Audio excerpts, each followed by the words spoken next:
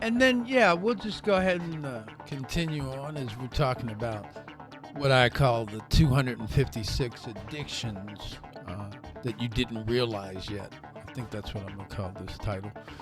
So, yeah, just a review of what we're talking about is that, there's so many different things that are leading into your addiction. It's not just porn, and it's masturbation, and then some of the things that we're talking about. Because I'm going to tell you the regression of what I've seen a lot of times is that a person will stop porn, and then they're like, oh, I got a masturbation addiction.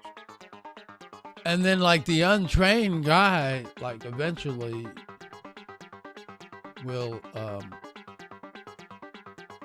just find himself one day wanting to rub one off really quick, and whatever he was doing isn't working, and then find himself into porn, and then do that rinse and repeat addictive behavior. Shame is what I'm talking about. Rinse and repeat. Oh, I feel like look up what the addiction cycle is. We'll talk about that in another podcast. So here's other areas that you may be addicted to. So as I was saying, there's a disorder with the phone. First of all, you can't have a porn addiction without having some type of disorder with your phone. They just kind of go together no matter what you do. They just do. And so what are you addicted to when you open your phone? Well, you know what you're addicted to. Some form of social media most of the time. But you see, that's one of those areas that support your addiction. Remember, or actually don't remember because I didn't say anything about it. When I say there's 250 addictions, I'm not going to argue about them being addictions. Maybe they aren't addictions. Maybe they are addictions. Maybe they're addictions, compulsions, and habits. Addictions, compulsions, and habits. So, who cares whether it's an addiction or not? You're doing it all the time, and it supports you doing porn and your sexual addiction behavior, period. So if you eliminate it, it'll support you in being able to eliminate the big one. See, the problem with what you're doing is you got a big problem, and you're not getting that a big problem is only a bunch of little problems. What is a brick? What is that concrete, that cement? What is a house, a building? In the context of grains of sand, it's a lot of the grains of sand there. That's what it is. And so you keep wanting this building without putting the grains of sand together that make the building. That's kind of what I'm saying. Oh, okay. So social media. That's the killer. That's a whole segment in and of itself. But social media has really driven electronics a lot. The model that they use, the model social media uses is to capture as much of your time and attention as possible.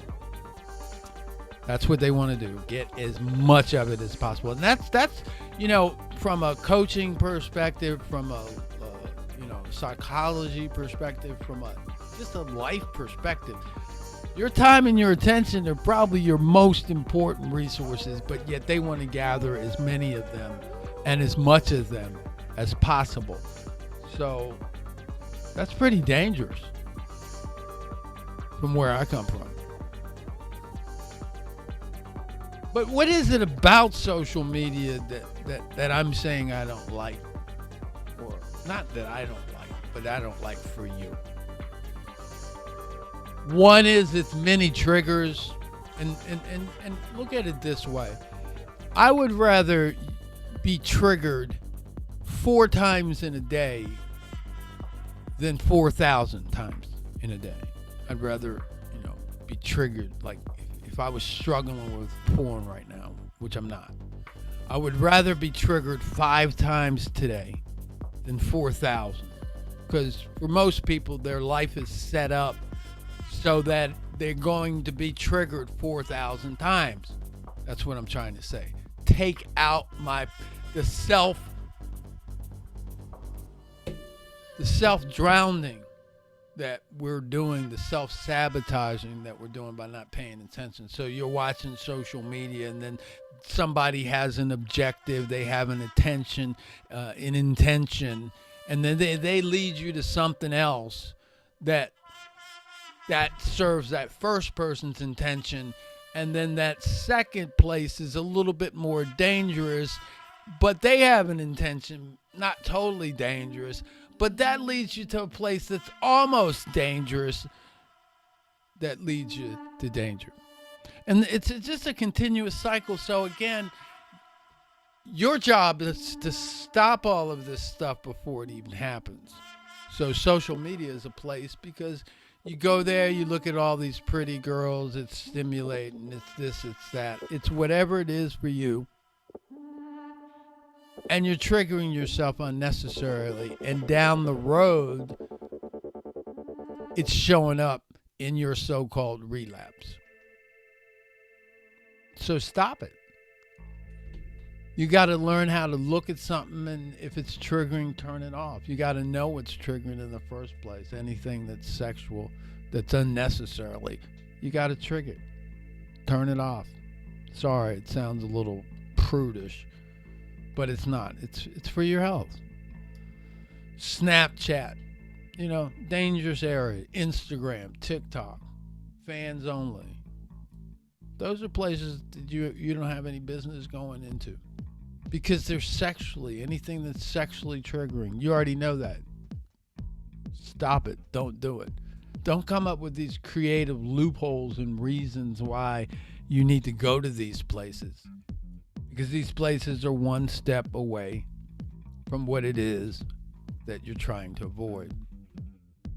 Now, here's something also in the same line as porn site. See, here's what's problematic for people, especially addicts, is they don't realize that because of their addiction that their script is different. See, once you're an addict, you flip the script. So you have to operate under a different script because you flipped it. So in today's world, the society flipped the script from you don't meet people in bars and whatnot, and so on and so forth. That's how they used to do it, however they used to do it. I'm not going to go into that too. Okay, it's cool to meet people online. They tell us a bunch of lies about themselves, and you got to sift through the lies and whatever. But in any event, it's cooler because allegedly it's safer. Allegedly. But, you can be the judge of that. But nonetheless, again, it's how it's managed. So for some people, that's actually going to be totally ideal, totally magnificent. And I think it's just totally wonderful. And if you handle it just totally wonderful, it's marvelous. But for you, it's the worst thing that you can possibly do. Because it's bass backwards. Because on a dating site, number one, we got a problem that you need to give up on anyway, is that there's a whole lot of fantasy. So you're fantasizing, or a person that's a former porn addict or a sex addict, you're fantasizing about potential dates, right? And then those people, almost because you don't know them and you don't really have a bond with them at all, they become a hole that you want to dump a load in. So you're actually starting way off on the wrong track, and you're going in places that you don't have any business going into. And that's basically what I'm going to call porn that isn't porn. And it's porn to your mind, but it isn't technically porn. And it's porn that isn't porn that you need to take off the list. And porn that isn't porn, that's something you know what that is. You don't need me to tell you what that is. The fact that you need me to tell you what that is the fact that you're being so lazy that you're not going to have any kind of recovery, because if you can't figure out what the porn that isn't porn in your life is, then you can't quit porn. Because part of quitting porn, it's about raising your awareness and eliminating. It's about raising your awareness and eliminating negative habits that fuel into that behavior, along with resistance. But resistance alone is not going to do it. That's the thing. It's about raising your awareness, getting recovery capital, healing, and all those other good things. You're thinking. You're addicted to thinking that victory over your porn addiction is impossible. At some level, behind your back, way in the background, you think that you can't do it. And the reason why you think you can't do it is because you don't know how. You don't have that sense of confidence, and you're actually addicted to that. And you can get rid of that by just gaining the knowledge that will give you the confidence that it isn't impossible. One of the things that porn addicts have is they don't connect with people. That's back to why they like dating sites. It makes it easy for them. They like to do stuff electronics. Like I said, there's an electronic disorder. That's another thing of the 256. So they like to use the computer to do things like that. I'm trying to stay away from the negative examples. That's why I'm not going to say anything. But they like to. I'll go with that. They like to juggle through 30 women to sift through to get to one, or all that stuff that goes on in luring women, and so on and so forth. So again, it's the thinking that needs to change. You're addicted to a level of thinking. You're addicted to an identity that is not consistent with the person you want to be. You're addicted to not growing up, because part of this is growing up. You're addicted to thinking the world owes you something. Because a lot of people, they're addicted to their entitlement. Oh, I'm entitled to have that. Oh, this is my thing. Well, I can do this, is what they say. You probably can do this, which you can do this. So you can do this. But just because you can doesn't mean you have to. You're addicted to meeting your needs through porn. See, that's the sad part about it. You haven't learned how to meet your needs. There's 6 human needs. You can look that up. Human needs psychology.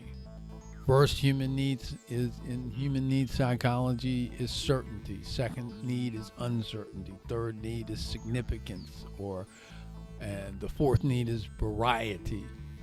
And the next one is love and connection. The next one is growth, and then the next one is contribution. And the sad thing about it is that porn meets the first 4 needs, which are the needs of the personality, very well. Shame. So people are meeting their needs that way. They meet their needs of connecting. And so one of the things you're addicted to is not connecting, isolating yourself. And so remember, not being an addict is the process of doing the opposite of what you're doing.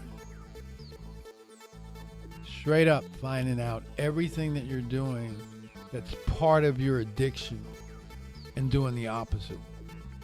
If you can figure out what that is, the answer to you not being addicted is very simple. It's not easy to correct those things because it's a little work. But it's so many different things that you do without knowing that you need to reverse. You know, one of those areas is talking to yourself. I mean, you don't tell yourself that you matter over and over again, that you belong, that you count, that you're enough. You know, you can't. You're addicted to dousing yourself with a bunch of negative self-talk. Your morning routine sucks. You have a routine like picking up the phone first thing in the morning and a whole bunch of other things. It sucks. I don't know how long you've had your phone, or do you continue to use the same brand of phone, or what that deal is. But you might even have this, you might have had the same ringtone for a while.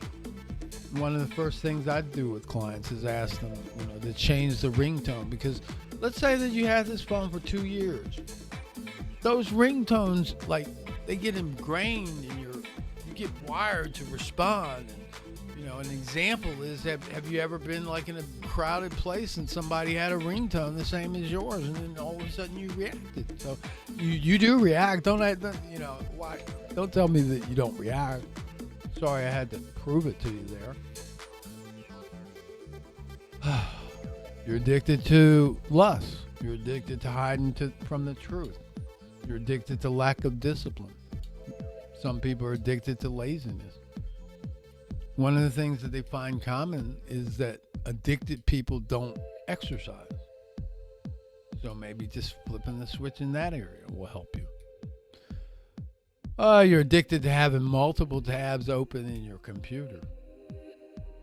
Look at your computer if you're at a desktop. I'm not at your computer.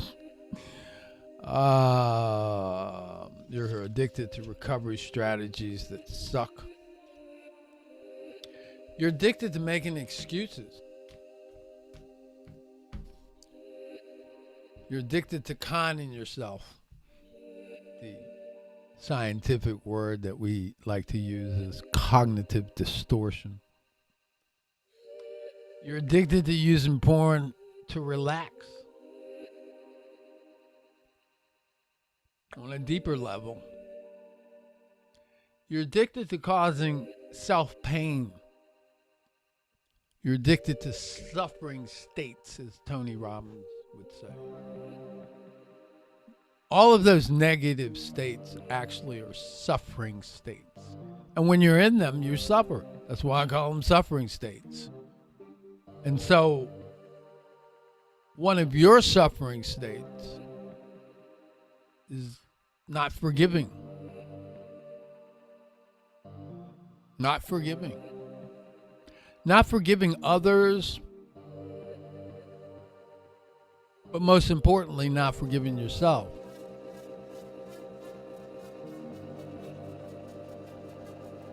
And in that not forgiving yourself,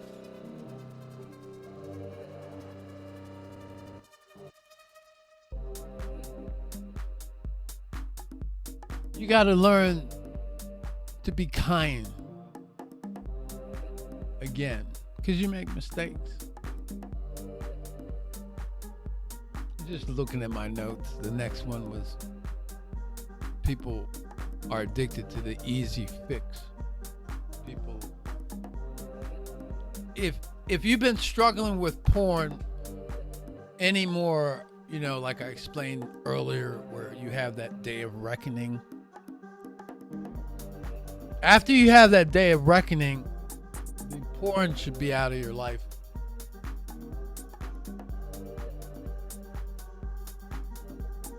$90 days to 6 months, period, out. And if it isn't, then more than likely it's not going to be until you're taught. What's missing is that you haven't taught yourself. You haven't been taught to teach yourself what it is that you need. Because I talked about some of the things here, and regardless of what I'm talking, I'm missing things. And even if I wasn't to miss things, there's things that are individual to you. And so your job is to figure out what those addictions are.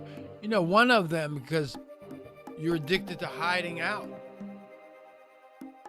So one is just, how's your computer set up in your office or your home? Can somebody come in your office or your home, in your home or wherever, and when they hit that door, can they see your screen? Because more than likely, if you're a serious porn addict, you've already structured your office so that when they come in the room, you got 10 seconds to shut stuff down. So that's something that you're addicted to. So it just goes on and on and on and on and on and on. One of the things you're addicted to is sabotaging stuff. That's why one of the reasons why the streak mentality doesn't work for people, because they don't believe that they can get past a certain point. So then when they get to a certain point, sabotage. That's what sabotage is. Sabotage is, I don't believe I can get there. So when I get really close, or even when I get there and a little bit beyond, I'm going to do something unconsciously to undermine it. And that's one of the things that porn addicts are addicted to. That's why the streak mentality doesn't work. Especially, the worst thing is when a person gets to 30 days or something and they're playing that game. Because they got 20 days where their mind's just going to play 15 days. It's going to be a pattern that they're going to run. Right about 20, all the way to 5 days over. And any of those days they could break down. I didn't get there. And then, I got there, but I can't get more. I'll never get to 60 days. So it's constantly, even as they make progress, they're undermining and doubting the progress that they're making. And that's another one of their addiction. That they're not addicted to acknowledging their 2 victories every day. They're so busy looking at their defeats that they never see their victories. They're addicted to the easy way out. That's part of the addiction. I can't tell you how many people, and see, some of this stuff that I'm talking about, this is the same stuff that people that aren't around addicted people, they don't get it either. The same way the addict doesn't get it, the people that are observing addicted people, they don't get this stuff funnels in either. So one of the things that I say that people are addicted to easy stuff. So I'm not going to be a bad boy about it, but they're addicted to easy stuff like porn blockers. Now, the best porn blocker in the world, or the most popular one, is called Covenant Eyes. Now, if they ask you for a promo code, just put in Coach J. Okay? Coach J. I'll get in a little bit of affiliate something, and you'll get $1 off. CovenantEyes.com, Coach J. Right? So, I have something to do with porn blockers. But a lot of times people take porn blockers as like that's a solution. And that's an easy way. Like, I'm going to just throw, it's $15, I think, if you type in Coach J. And $16 if you don't. per month. But if you type in Coach J, you get the first month free. So people think that they can just buy a porn blocker and that's going to save everything. When in fact it isn't, because a person could circumvent a porn blocker in so many different ways.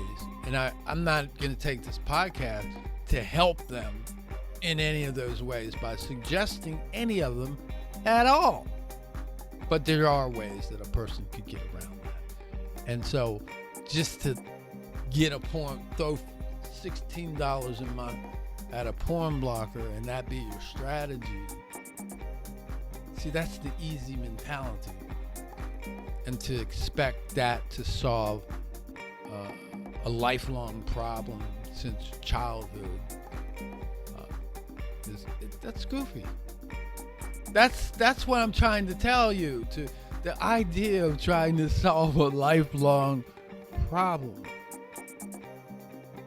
with these easy things, with just tossing $15 at a porn blocker, and that's going to save. That's going to that's. And I always tell people, and I do it sarcastically. I laugh. I don't mean to be mean about it, but there is a sense of, I don't know, self-righteousness, or I don't know what we're going to call it, but let me say it this way. My dad told me when I was a kid, and it's really stuck with me, and it's so true, that nothing's free. Either you're going to pay for it later, some kind of way, or you're going to pay for it in the installment plan, some kind of way. Usually when you pay for it later, it's more. Usually when you pay for it in the installment plan, it's more. Or somebody else, because they were kind enough and cared enough, they had to work for it and earn it because they cared. They gave it and sacrificed it for you. Therefore, nothing's free. And it really set that mentality in my mind that it isn't free ever. It may be no cost, and it may be literally no cost, but it's not free. I don't have that mentality, and you got to get rid of the free mentality, because I'm bringing it home right now. Here's the problem, and here's why, if you have been on porn, if your husband's been on porn, and has been trying to quit porn for 3 years, or anything of that nature, here's the problem. You got that free mentality. And here's what you need to know. Here's what you really need to know. First of all, like I was telling the client when we were just talking, the role of being a porn addict is about investing an hour a day for 10 years. And that's something like 2,500 hours. And that's really being gentle about it, because it's actually more than that. And so that's 25 hours that a person has invested in making themselves sick. And that's at the low end, because on the high end, that I'm comfortable with saying that number can actually be multiplied, by 8. Comfortable with numbers like that. How can you think that you're just going to reverse that again without Coach J spending $16 a month?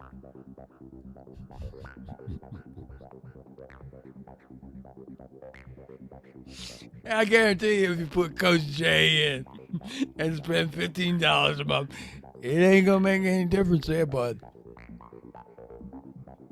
See, that's how silly it is. There's 2,500 hours worth of nonsense at the minimum that you got to reverse. And that's really what it is. So here's the punchline. Recovery is where you pay for that porn that you thought was free. Recovery is where and when you pay for that porn that you thought was free. Yeah. All right, so here's some other hot spots before we go.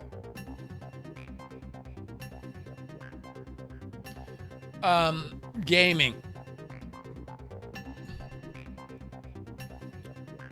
A lot of you guys are gamers. Gaming can be a gateway to your addiction. You know, I don't know what your deal is, but gaming can be part of your deal. Because see, gaming gives you a lot of benefits as well. Gaming gives you a sense of community. Gaming gives you a sense of purpose. Gaming gives you a sense of adventure. Gaming gives you a sense of achievement. Gaming gives you a sense of connection with those people. I think I missed one other. But yeah, gaming gives you a lot of good stuff. So gaming is something that you have to control, because that's how you're meeting needs. And gaming is one step from porn, because there's a lot of sexual imagery in the games. And then, if you didn't know it, I don't think I'm giving you any help here, but I'm giving people help that are watching that aren't porn addicts. Gaming devices apparently represent about 25% of the devices that access porn. So in other words, what I'm saying is a lot of porn gets accessed off of gaming devices. So if you think your kids are just sitting there gaming, they might not be, because 25%. You can look at the stats. I think one of those anti-porn groups have it. Yeah, a good portion of the actual transmission. Because one of the reasons is because it's kids. We'll talk about that in the next episode, actually. The problem with kids accessing it. We're not going to talk about kids, but we're going to talk about a young porn addict that was a kid not too long ago, and he got himself into some pretty serious heavy-duty trouble.